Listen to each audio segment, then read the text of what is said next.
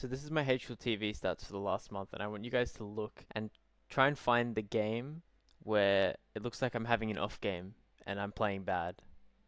You can probably see it. It's this game here against Animus Victoria. So this video, I want to talk about what to do when you're having a bad game, what causes a bad game, and just how to react and optimize when you're having a really bad game. So I'll take you back to this morning.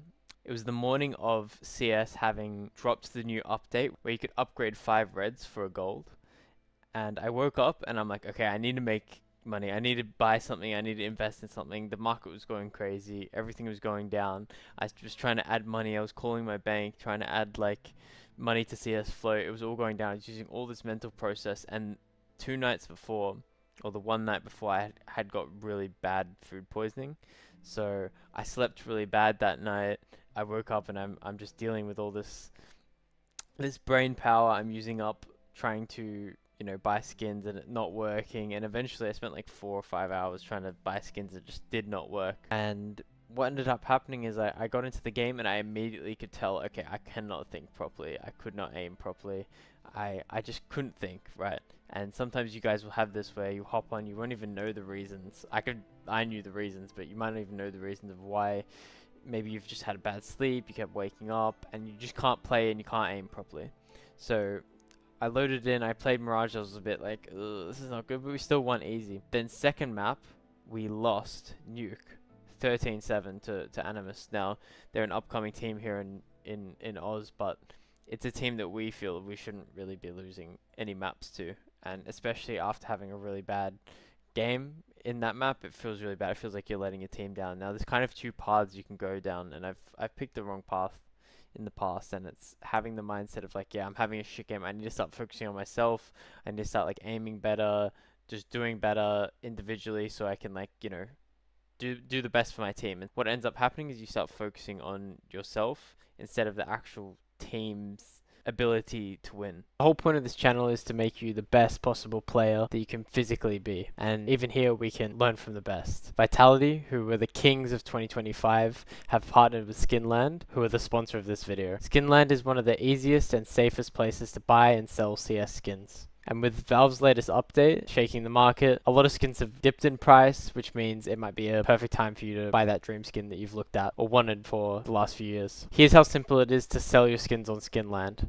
Just put in your Steam trade URL, click on the little gift icon, and use code SAVAGE to get $10 free when you sell $100 worth of skins. Just select the items you want to sell, enter your email, and choose your payout method. Thanks to Skinland's new payout system, you get your money right after the trade, so there's no more waiting for Steam's annoying trade protection period. And speaking of buying, Skinland has one of the biggest skin selections online. Just top up with your preferred payment method and you can instantly buy skins.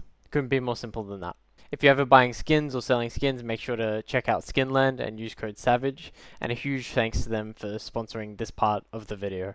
So that's one mindset you can kind of go down. A lot of people find this is they start then relying on themselves instead of looking to the team and using the team to bring them back up.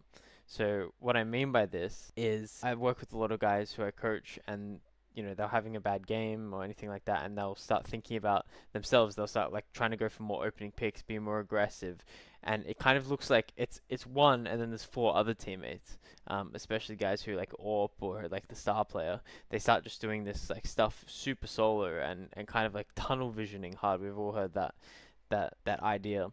And this is completely the wrong way. It doesn't matter how like bad you think your team is or anything like that. You need to be able to, if you're playing a team sport, or in this case CS2, you need to bring people together when you're not feeling that great individually.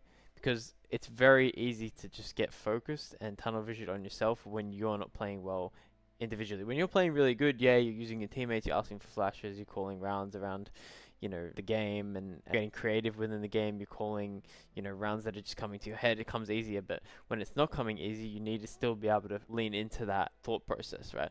And the best way to do it is to just sit there for a second and just think, because I could feel this annoyance. And what I decided is it's not that bad. We got this last map. The other team's playing well. I'm not playing good. So what am I going to do to help everyone? I'm going to help the vibes. So before the map, I wasn't forcefully like being weird about it. I'm just started talking to everyone and just having fun, having a laugh in warm up, making sure we're getting the comms up. One trick you can do when you're in warm up and you know the positions of the enemies is call like, oh, B player dead, A player dead. So imagine you're running up warm up and Bob is the A player. You're running around in warm up, you kill Bob, you say A player dead, A player dead, and this will get you practicing and visualizing where each player plays positionally, because that's a lot of what playing CS is knowing where someone plays, and then having that info and being able to break down the round off that info can win you rounds easy. So that gets your comms back in the game. So I've started that, so everyone else is doing that, and then I'm just keeping a good vibe. Like, I know I'm not playing good. I've accepted it. That's the one thing. You accept it. You're like, okay,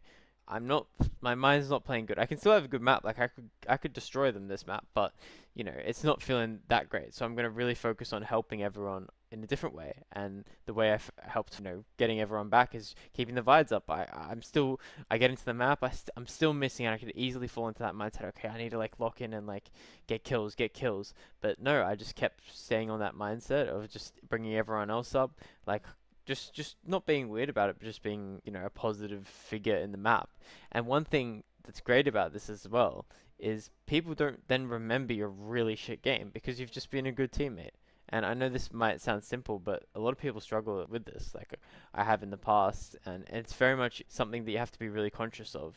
So my main point of this video, and it's not the most like dopamine video ever, but it could change your idea of, okay, I'm having a bad game, start leaning on my team and building my team up instead of focusing on myself, which in turn pushes the team down and pushes me up, maybe.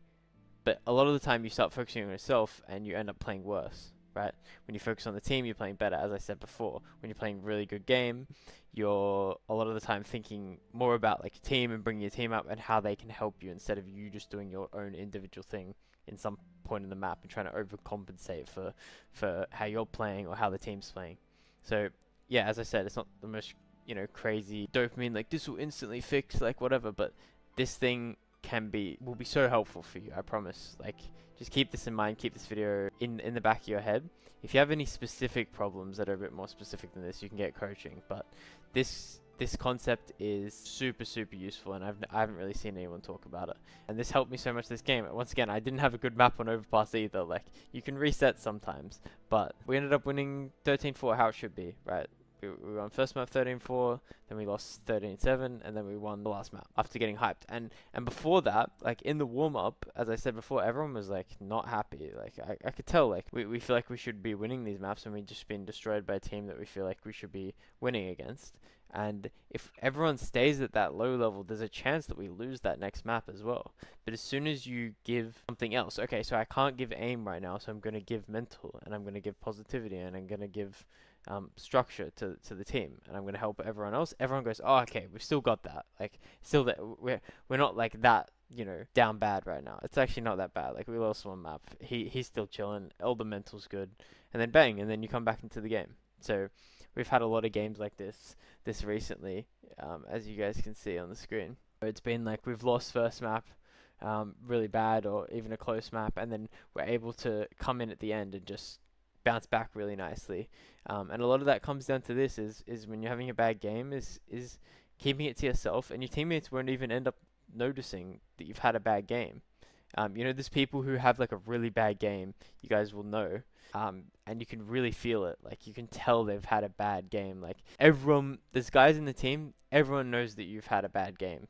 There's just people that are like that, right? And that's because they're not doing this. It's because they're too focused on themselves, and they're too like narcissistic in a team game, when it's not about you, it's actually about the team.